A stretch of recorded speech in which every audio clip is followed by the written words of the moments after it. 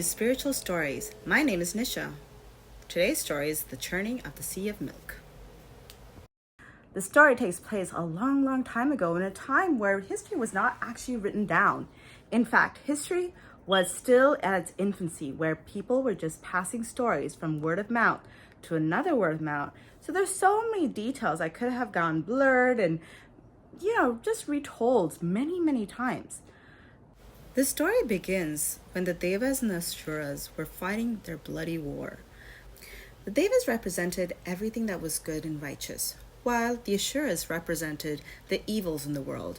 They were power-hungry and violent and just quite mean. The Devas were led by Indra, and he knew that it was time to find an end to this war. And so he brought his people together, all the Devas, so that they can start praying for some power and blessings from the gods. Indra and his Devas did receive blessings from the sage Dhruva. Sage Dhruva is known for bestowing the most amazing gifts, as well as the most cruelest curses.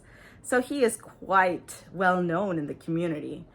And Indra really wanted his blessing. And of course, the sage was ready to come and participate.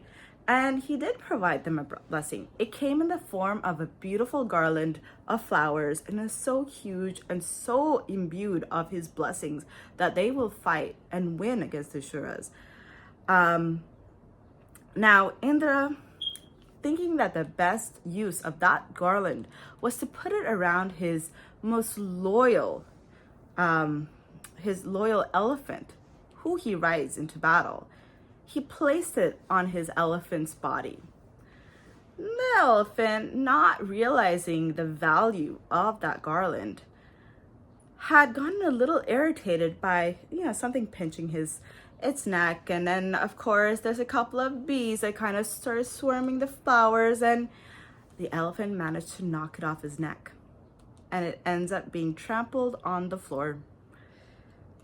The sage Dhruva was infuriated. In fact, he was so livid that as he had just given him a blessing to the whole entire Deva army, he decided that he is now going to curse them to lose their elixir of immortality. So they no longer have the knowledge and the power that they once had, so naturally just been given by the gods. Indra was shocked. And everyone was bewildered, just wondering, how are they going to manage? This was a turning point in the whole war, and here they are. Everything's just gone backwards. And the sage, his word has been said, and he can't take it back, and he leaves. But this puts the Devas and Indra in a really tight spot.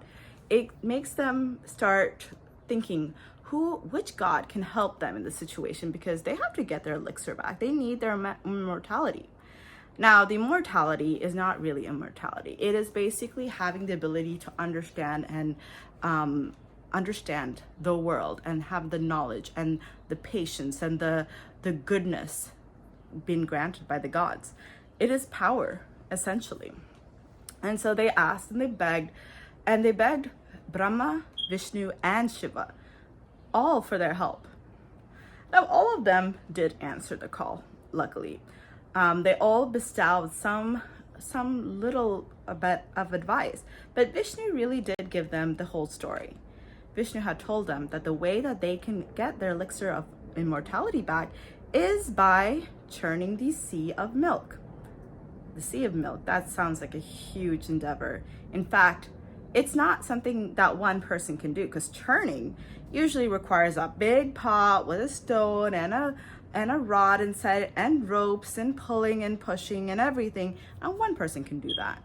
But this was the ocean. This is an immense amount of water, this primordial mixture of ingredients.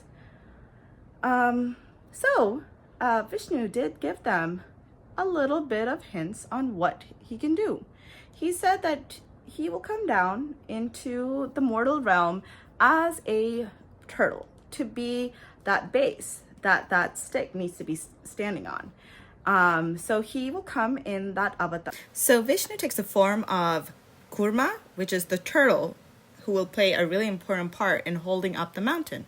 Shiva, on the other hand, he volunteered his snake. So the king of Nagas is wrapped around Shiva's neck. And Shiva was letting them get the help from the king of Nagas. And the king of Nagas helped them move this huge mountain called Mount Mandara over into the ocean on top of that turtle. And he also volunteered his entire body, which is so long, to be that rope that the sides will have to pull. And then, of course, Indra and his Deva and all of his people, his army, they start getting ready for this endeavor, and they realize, we don't have enough. This is such a huge task, and we don't have enough manpower. Now, Asuras were their mortal enemies. They were on their no help list. And here they were, they had to ask the Asuras for help just so that they have the power to defeat the Asuras. How humiliating. And also, does it even make any sense? How would the Asuras even allow them to win?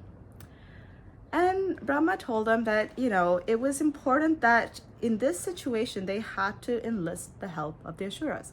And so Indra had gone over to King Bali, and King Bali was the leader of the Asuran army.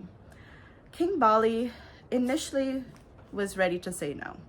I mean, at what point has the Devas ever come with peace or teamwork or some type of offering that would help bridge their gaps? So initially he said no. But then Indra insisted that they would be sharing all of the fruits of their labor. The churning of the sea was supposed to be fruitful with so many different gifts, and anything that comes out of it will be split 50-50. Once King Bali got that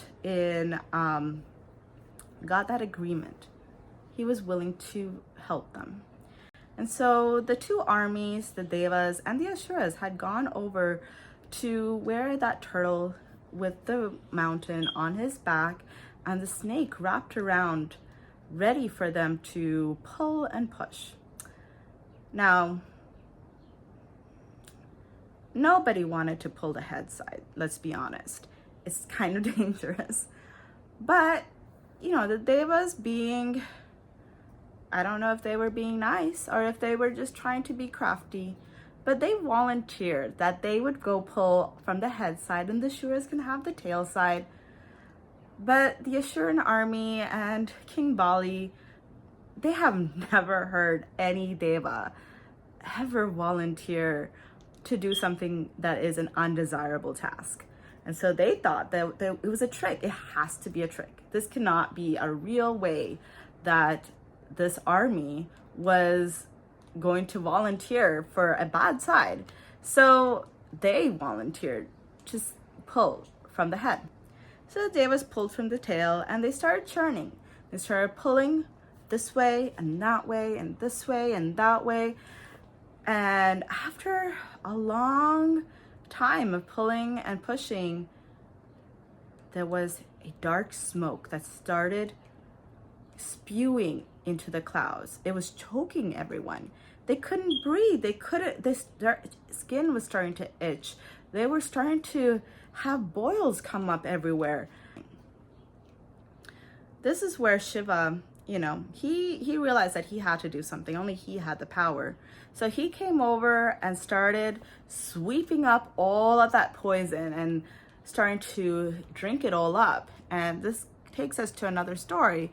But Shiva does what he has to do, which is store all of that poison in his mouth so that they can continue churning the ocean. Shiva's wife, on the other hand, saw this, freaked out, and started choking Shiva so that he won't swallow all that poison because he could die. And that is why Shiva has just a dark blue tint in his throat. That's where all of the poison is stored. Anyway, coming back to this story, now that the poison's cleared, it was time for them to churned some more, and they started churning once again, back and forth, push and pull, until finally the gifts started coming one at a time. There were so many gifts, just different things coming out of the churning. And each side got a little bit of everything. The Asuras got some, and the Devas got some others, and some of the gods even got some gifts because they helped out as well. And then finally, it was time for the Amrita to come, and that was the elixir of immortality. Brahma did warn the Devas that they should not be sharing that, because if the Asuras got it, then again, they'll be equally matched. And it was not meant for them. It was for the Devas.